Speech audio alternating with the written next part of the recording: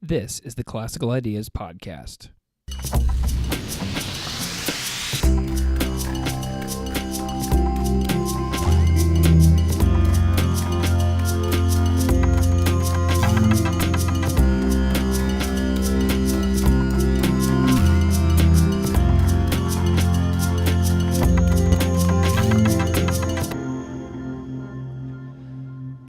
Welcome to the Classical Ideas Podcast. This is Greg Soden. Happy 2018 New Year. So, as any listener can imagine, talking about any religion is a challenging endeavor. In the Zen episode introduction with Sado Ransi, I specifically mentioned that some topics seem almost impossible to talk about. And today's topic, Sufism, Mysticism, and Esoteric practices, is another one of those really difficult topics, and I'm basically asking questions to a lifelong Western practitioner of Sufism with the hopes of getting at some answers. And frankly, today's conversation raises more questions than answers for me, because mystic spirituality is something that is deeply dependent upon the direct lived experience of the practitioner, thus making it very challenging to talk about. That said, today's conversation speaks to the deeply personal nature of Sufism and mystic practices. This episode likely warrants a part 2, as my guest, Patricia Riely, and I realized at the end of the conversation just how much we had not discussed. So I'm hoping that she will agree to do that in the not too distant future. So many people associate Sufism specifically with Islam. And there is absolutely a rich and long history of Sufism within Islam, and that is a topic I intend to cover in an episode. However, this episode is not about Islam. Stephen Schwartz, a scholar and practitioner of Sufism, writes in his book, The Other Islam, that Western Sufi followers may remain non-Muslim. Patricia and I did not really discuss many connections to Islam, and instead focused on the practices and ins and outs of the Ruhaniat Sufi order and other esoteric and Sufi practices. So today's topic is Sufism and mysticism, and my guest is Aziza Patricia Riely. She is a student in the Ruhaniat, a universal Sufi order founded by Samuel Lewis, whose teacher was Inayat Khan, who lived from 1882 to 1927. She also is an important organizer for the Ozark Sufi Camp, a large biannual Sufi gathering at the Lake of the Ozarks in mid-Missouri in the United States. We talk a lot about the Sufi Camp in this episode, so anyone wishing to learn more can check out ozarksuficamp.org for their upcoming camp on Memorial Day weekend 2018. So without further delay, I bring you Patricia Riely.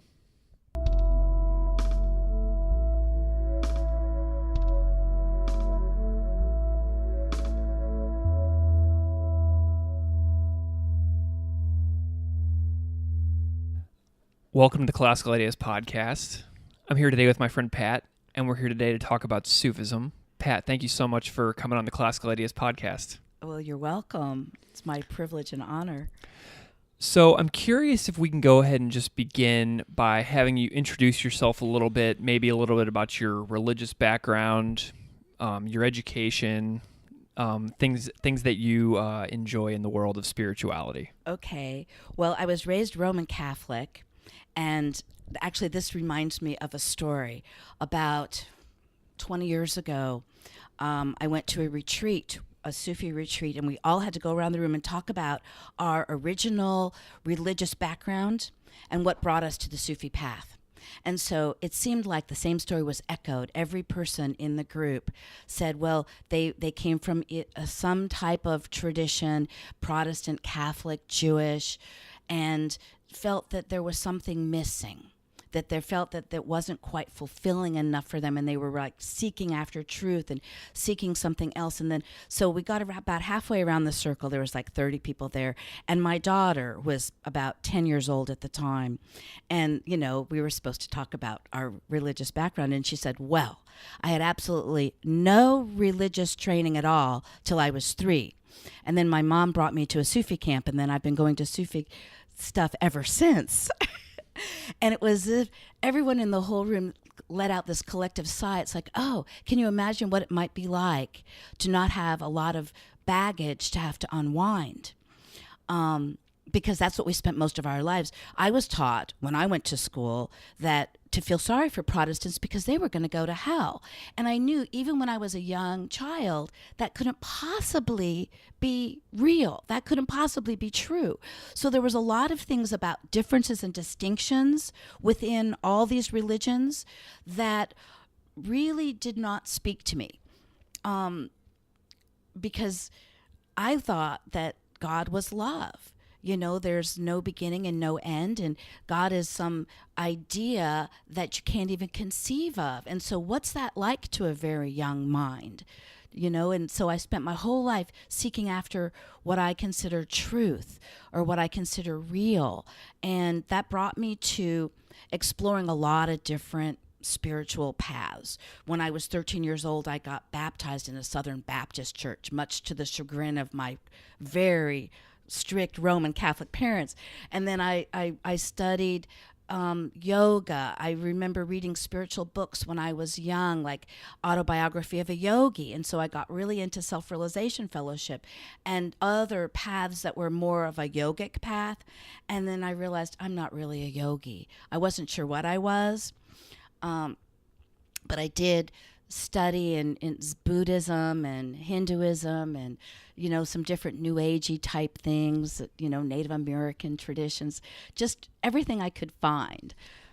It's so interesting that so many people mention that your daughter coming in without baggage would lead her to a different experience than somebody who had to spend years and years unpacking things that they had been taught that may be not in alignment with what they saw God or religion being.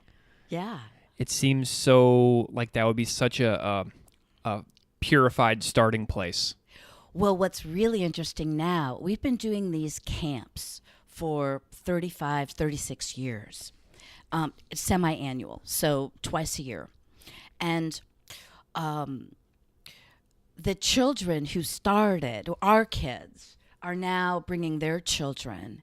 And so we've got second and third generation kids because our branch of Sufism in America is very, very new. And I can only talk from my own point of view and from my own experience and what I've been searching for and what I found. But I can't really speak for anyone else who's a Sufi. And I also want to say it's not really easy to talk about this because it's mostly living one's life. And so this is a challenge. Sure. But I wanted to tell you about when I first found the Sufis in America. Because the path of Sufism, a lot of it is about being challenged and taking a leap of faith into the unknown and requires a lot of maybe bravery. So I had been through a kind of a catastrophic experience. My first husband got leukemia and, you know, we had 3 little kids and he died. And I ended up getting to move to Columbia, Missouri, just on a fluke. And I had been in town for about a month, and this was 28 years ago when I saw something. I went to the Unity Church because I thought someone told me that would be the closest to what you believe. Went from where I lived for a while in Salem, Missouri, or near Salem. Anyway, and so I saw something in the church bulletin that they were doing dances of universal peace. And I thought, oh, that's Sufi dancing. I did that like at rainbow gatherings back in the 1970s. And, you know, that was, okay, I think I can handle that. And my daughter was 2 years old at the time. So I very bravely drove to the church and hung out outside because the church was locked and it wasn't open yet. And I really wavered. I was thinking, I just feel way too vulnerable. You know, I don't know how this baby's going to act, because she was like a little, you know, rambunctious 2-year-old. But she was just sitting really calmly, and she just seemed like she was doing okay. She was sitting in her car seat, and I was waiting for somebody to come around the corner and open the church door. And I was really kind of scared and feeling really vulnerable because it was Sufi dancing is pretty in-your-face invasive. And a lot of people nowadays, young people, it's too scary for them. You don't want to look somebody in the eye and sing and, hold hands and run around in a circle. And, some of it's a little hard for people. But it wasn't hard for me because I was used to that when I was younger and a hippie. So I had met other Sufis before, but never Ruhaniat Sufis, which is the branch of Sufism that I'm involved in. And I had this experience. And I've only had a few of these experiences in my whole life, but it's been enough to maybe solidify.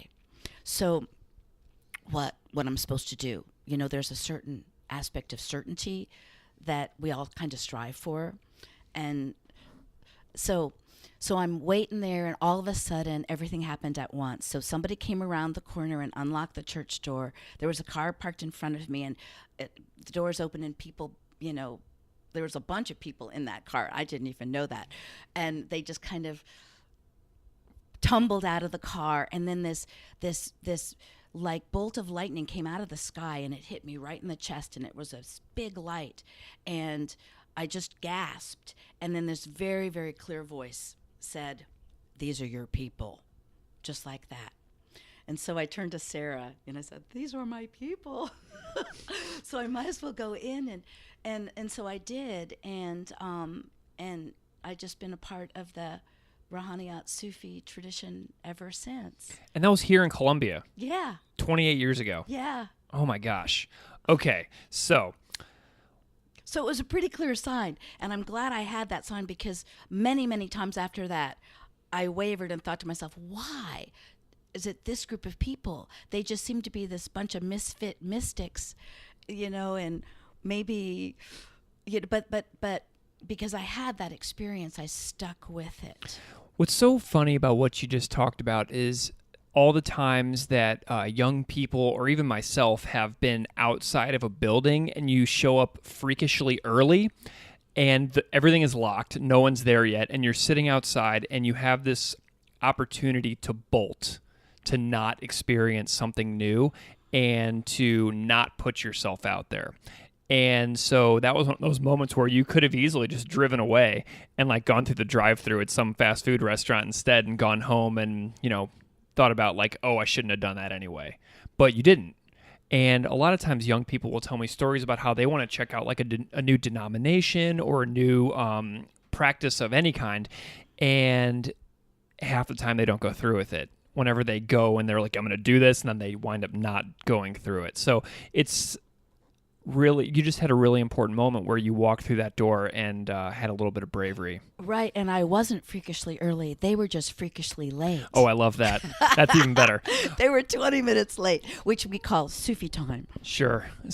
I love that. So imagine you walked into a room filled with 30 teenagers who knew nothing about Sufism. Uh-huh. And they said, what is Sufism? What are some of the basics about Sufism that we should know?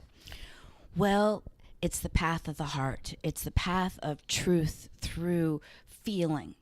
And the thing about Sufism that I really like is that it's not based on premises. It's based on actual experiences.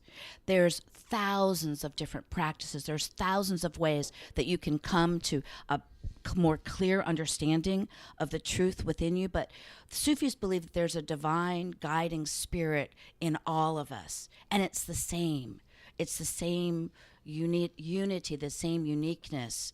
I mean, I shouldn't say the same uniqueness because that sounds like an oxymoron. Each person, though, has got his or her own way of being guided or his or her own personal way of expressing the inner unity of essential ideals that is real and true for them, their own guiding spirit. And so all Sufism does is helps point you in the direction to find your own inner guidance and to solidify it and have it be certain for you. And whatever it is that you think it is when you first embark on this path, that's not it. It's really about, we call it the effacement, or the path of annihilating all the false sense of the self and tuning into what's real. So what do Sufis think about what God is?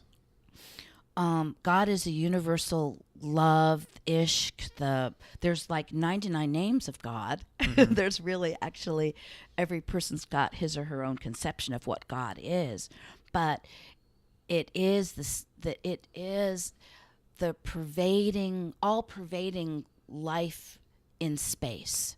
It is everything that gives us energy and vitality and moves us forward. The Sufis say toward the one, the perfection of love, harmony, and beauty, the only being.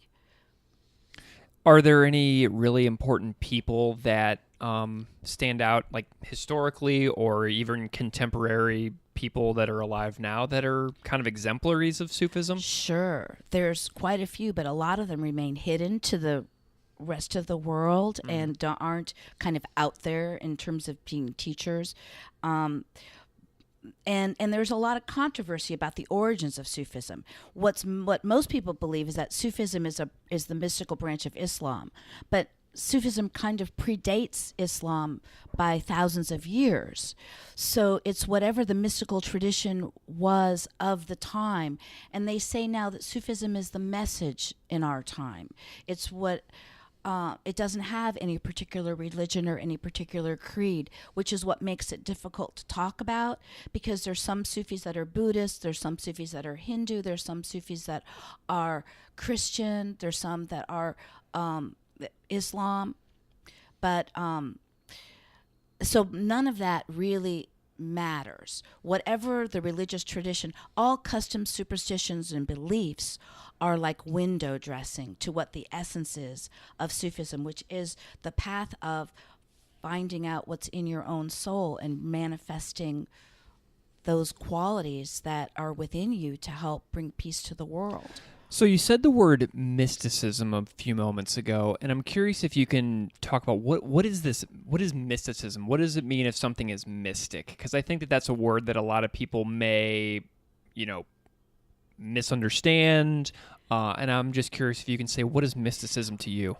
Well, to me, it's something that I have felt from ever since I was a very young child, that, what I'm seeing around the world, what the information that I get from my five senses, that's not all that there is.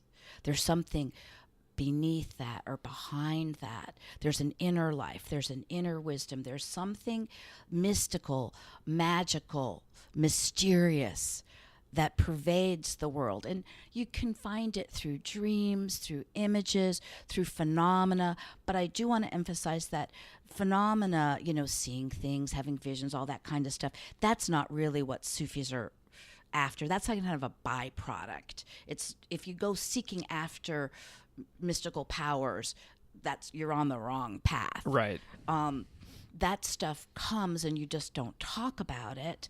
You just try to be a good person, basically. But ever since I was really little, I found that when I would talk about some of my inner experience, I learned really quickly not to talk about it very much because people would just call me weird. Mm-hmm. Most people don't understand what a vivid inner life is all about. And I used to think I was special, and my greatest spiritual teacher, who died, like back in 2001, and I still miss him dearly. He was my teacher my guide for a number of years. He told me, the greatest gift is to be ordinary. Don't think you're special, because that's just heading down the wrong path. And be in the world but not of it. So that's the challenge to people with a mystical inclination. And I think a lot of people have that. They do have that spark. And the goal and the ideal of a Sufi is to be there in case somebody wants to wake up, and then just kind of help them and guide them along the way, just like we were helped and guided along our way by people who had been a little bit further along down the path. And I can talk a little bit about some of the historical parts of Sufism. I think that diverged to it. Sure. the person who we are most affiliated with is Hazrat Pir Murshid Inayat Khan, and he came. He didn't want to, but his teacher told him to come to America back in like 1910, and he was one of the first Chistiya Sufis, and the Chistiya school is probably what people are familiar with, the Qawwali singers and the Mevlevi twirling dervishes and those kinds of things, and it's prevalent in places like India and Turkey and Pakistan, some places in the Far East and Near East. But in any event, he was told by his teacher, and his way of approaching Sufism was through music. And when he got to America with his group of musicians, the first concert they played, they tuned up their instruments, and then everybody clapped. They thought that the show was over. So he realized quickly on that it wasn't going to happen through music, that he was going to have to talk to people, and he came to America several times and kind of planted the seeds of Sufism in the West. And it wasn't until that was back in the between 1910 and maybe 1925, and one of the people who he touched was Murshid Samuel Lewis. Have you heard of him? No, I have not. Oh, okay. Murshid Sam, Sufi Sam, lived in the Bay Area, San Francisco, in the Haight-Ashbury heyday of the late 60s. Sure. And he became like the spiritual leader of the hippies, and started our school of Sufism, which was the Anadi school, after Hazrat Inayat Khan, and of which there are several branches, but ours is called the Ruhaniat, and the Ruhaniat is the way of truth and life through the breath, through God is breath and life. And so the practices that he gave us were very simple, like walking, dancing. The dances of universal peace, it's sort of like square dancing, but in a circle, kind of very easy steps. It's not like sophisticated. We go in and out and side to side. And meditation and, just lots of sound and breath practices. So what are some of your habits that you would attribute to Sufism, like in your day-to-day life? Like, what do you do? Well, one of my Sufi teachers said you're supposed to keep the names of God on your breath at all times, all day and night. And who can do that? But I think one of the most important things is to have a daily practice, and it's sort of like winding your clock. So, and I've been really bad about that lately. I was doing really good, and then I just kind of got a little bit out of the habit after we stopped having Thursday night Buddhist class. Because with committed practice, you commit to practicing every day. Right. Well, we were taking a break, and then I started taking a break from my practices too, and then so feeling a little bit guilty about that. But it's not about compulsions. There's no compulsions in Sufism, but my daily practice consists of what my teachers told me to do. And so that's something else that's not really well understood in the West is, being obedient to a teacher. Why would we want to do that? But I do some meditation, some wasifa practice, wasaif, which is saying the sounding of certain names or certain mantra, I guess, and some breath practices, and some we call concentration practices. So one of the ones that I've been doing lately, and they change from month to month, is a concentration on the dove. So you focus on the idea of the dove. This is a common theme in esotericism of representing the wisdom or guidance from above. So the dove descends and Dharma decays, so it comes in through your crown chakra, and you say the word who, and then in your heart, the wings unfold, and then you say Allah, and you imprint the name, the calligraphy of the Islamic word Allah, which also means yes, no, or no, yes, Allah in Arabic. which represents that. So I aspire to do this. And then walking, whenever I'm walking, toward the one, united with all on the breath, or just try to remember through being mindful. So mindfulness practice is really important, and try to keep remembrance of what's sacred and what's holy. And I know that you mentioned retreat. I know you go on retreat a couple times a year for Mm-hmm. Sufism. So what does an intensive retreat look like whenever a group of people get together to specifically do Sufi practices for extended periods of time?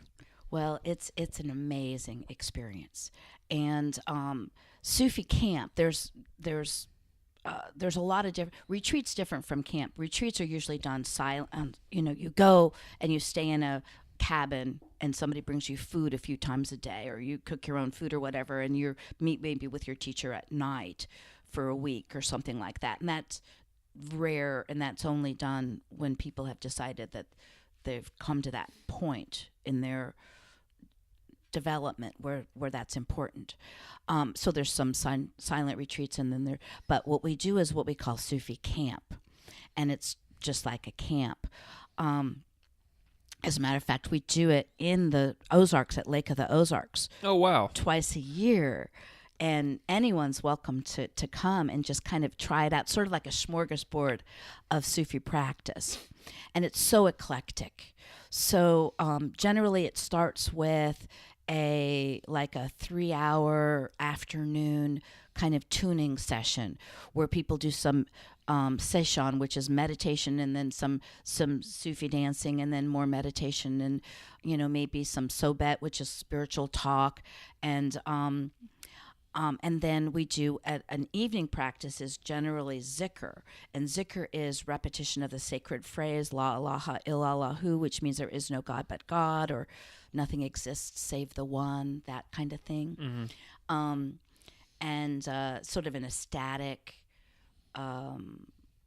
phrase that's either sung or chanted and repeated, and along with movements. They can be sitting or standing and walking around in a circle or many circles. So we do that. But there's also a number of other kinds of activities, like Native American sweat lodge, Japanese tea ceremony, Hindu kirtan, Buddhist meditation. So, and we do a universal worship service that honors all of the major religious traditions from all of, and we'll read something from the Quran, and something from the Bible, and something from the Torah, or, just different passages from the Vedantas and things like that, to honor the different religious traditions. So it sounds like the purpose of Sufism is very internal. Is that accurate? It's to awaken whatever sleeping wisdom is inside our souls, to awaken us to do whatever is needed in each moment. Excellent. What is something that you think Sufism does? So if you think about all the religions of the world, the thousands that there are, what do you think Sufism does particularly well as a world religion or a world practice? Well, that's a great question. It's to see beyond the distinctions and differences and find the essential unity, the thread that holds all religions, which is the biggest moral principle, which is love. To be, the golden rule, to love each other, and revere and respect and honor the different traditions and the different paths. Who are some of your spiritual role models that you think embody that the best to you? Well, mine are very personal, and they're not maybe out in the world, but my personal guide right now, her name is Murshida Mariam Baker, and she lives in California. She's really involved in the goddess tradition, and she's written books and has explored some of the feminine deity spiritual aspects of the divine nature.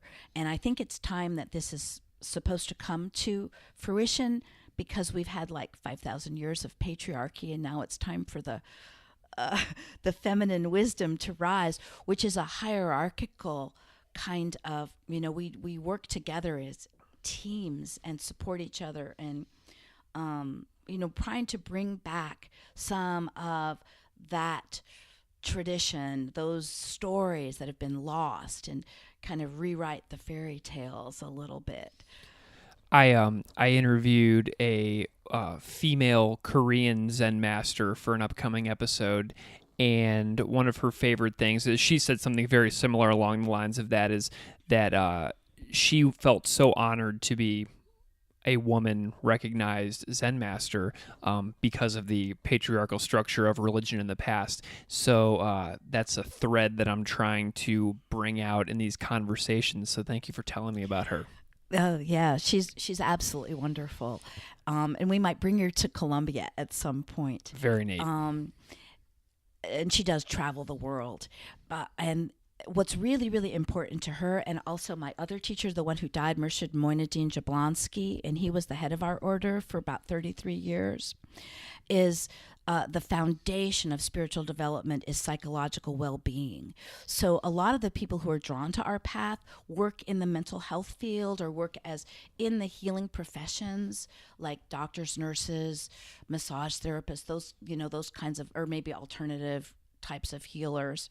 And people who work on psychological healing. And so there's a whole, she's involved in what we call soul work, which is a form of psychological, I guess, getting in touch with the disembodied aspects of our own being. And that was kind of brought to light by my teacher and also Frida Waterhouse. I'm not sure if you know that. She does basic selves work, that kind of stuff, where you get in touch with all of the disenfranchised aspects of your own being and try to integrate the self to come to more of an integrated wholeness.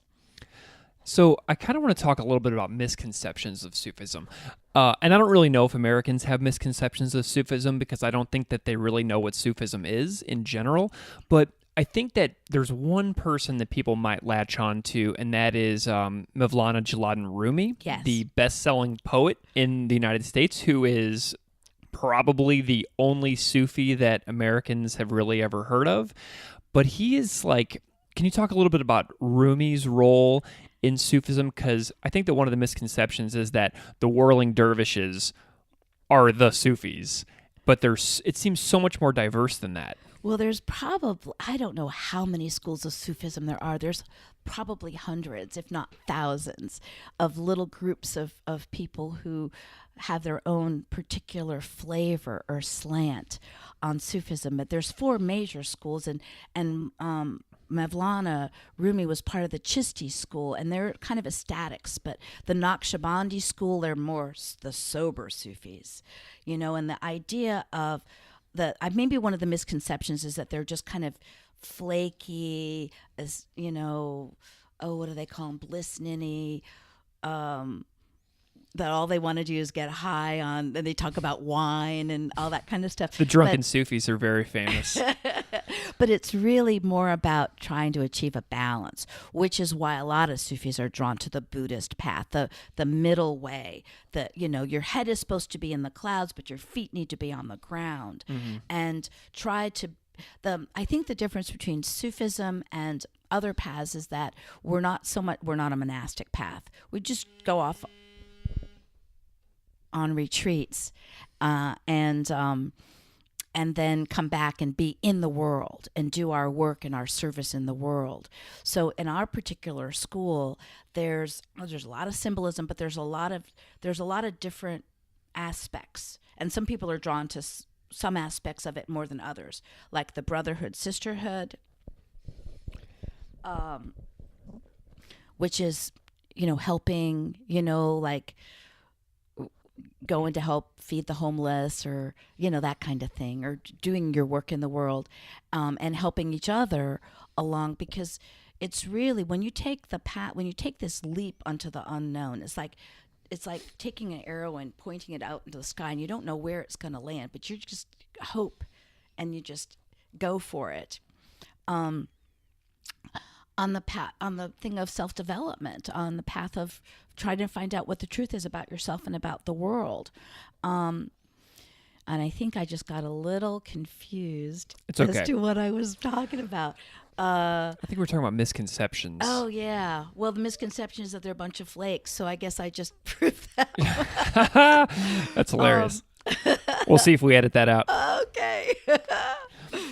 So every now and then, Sufism will pop up like in the New York Times from somewhere in the world.